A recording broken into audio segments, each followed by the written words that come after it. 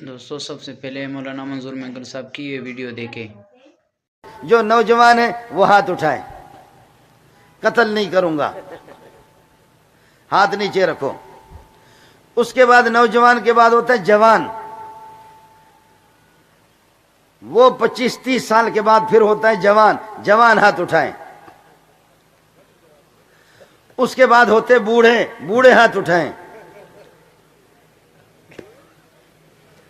آپ بات سمجھ رہے؟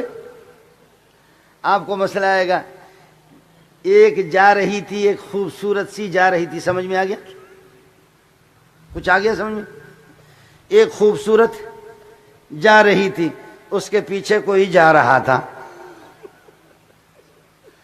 خوبصورت جا رہی تھی، اس کے پیچھے کوئی جا رہا تھا، اور خوبصورت نے پیچھے مڑ کے دیکھا، کہنے لگے کون ہو؟ کہنے لگے تم پہ مرتے ہیں، مر گیا ہوں، تجھ پہ عاشق ہوں۔ اس خاتون کو کہا کہ تو نے میرے دل کو خرید لیا ہے، چاہو تو مجھے بیچ دو، چاہے تو آزاد کر دو، چاہے تو چھری لے لو، ذبح کر دو۔ اس لیے کہ ذلیلوں کا کام ہی یہی ہوتا ہے۔ کہا میری زندگی تلخ ہو گئی ہے، میں تیرے ہاتھ پہ بک چکا ہوں، میری زندگی تلخ ہو گئی ہے، میں تیرے ہاتھ پہ بک چکا ہوں، تیری مرضی ہے، آزاد کرو، بیچو یا ذبح کر دو مجھے، تیرے بغیر میری زندگی بالکل بالکل نہیں، تیری زندگی بھی نہیں۔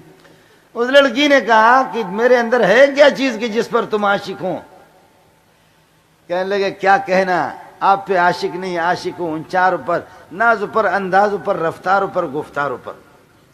تیری ہر چیز، تیرا چلنا پھرنا، تیرا حسن و جمال، ایسا تو خوبصورت میں نے کبھی نہیں دیکھا، ایسا میں نے کہیں نہیں دیکھا، ایسا میں نے کہیں نہیں دیکھا، کیا کہنا تیرے چال چلن کا۔ اس لڑکی نے کہا بے غیرت، میں اس سے زیادہ خوبصورت نہیں دیکھا۔ کہا نہیں دیکھا۔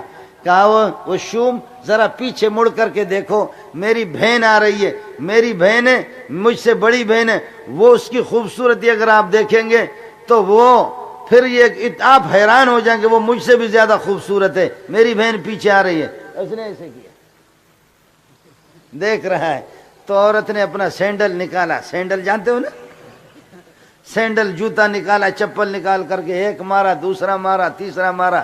کہنے لگے کتے کے بچے، اگر میرے عاشق ہوتے تو دوسری طرف نہ دیکھتے،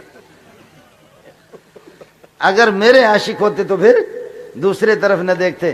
تو اب آپ نے نوجوانوں نے بھی ہاتھ کھڑا کر دیا، بوڑھوں نے بھی ہاتھ کھڑا کر دیا، اور جوانوں نے بھی ہاتھ کھڑا کر دیا۔ اگر محمد کے عاشق ہو تو انگریز کے پتلوں میں کیوں گھستے ہو؟ پھر اگر محمد کے عاشق ہو تو انگریز کے پتلوں میں کیوں گھستے ہو؟ جب میں نبی کا عاشق ہوں تو میری پگڑی نبی کی طرح کیوں نہیں؟ نبی کا عاشق ہوں تو پھر یہ کہ میری قمیص نبی کی طرح کیوں نہیں؟ میں نبی کا عاشق ہوں تو پھر یہ کہ میں شرمگاہ کی اپنی حفاظت کیوں نہیں کرتا؟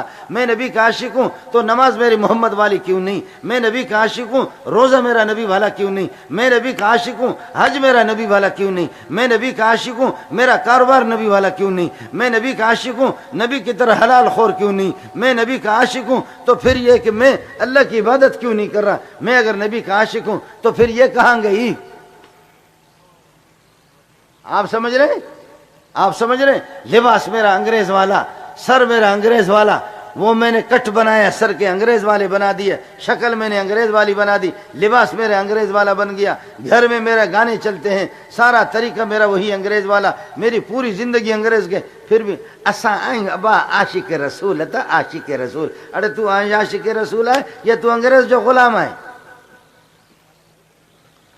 عاشق اگر ہوتے تو دوسری طرف آپ نہ دیکھتے، عاشق ہوتے تو پھر محمد کی طرف آپ دیکھتے، اور محمد کے اٹھنے بیٹھنے کو، نشست و برخاست۔ تو دوستو جیسے مولانا نے فرمایا، اللہ کے احکامات کے اندر، نبی علیہ السلام کی زندگی کے اندر، نبی علیہ السلام کے ہر سنت کے عمل کے اندر دنیا اور آخرت کا فائدہ ہے۔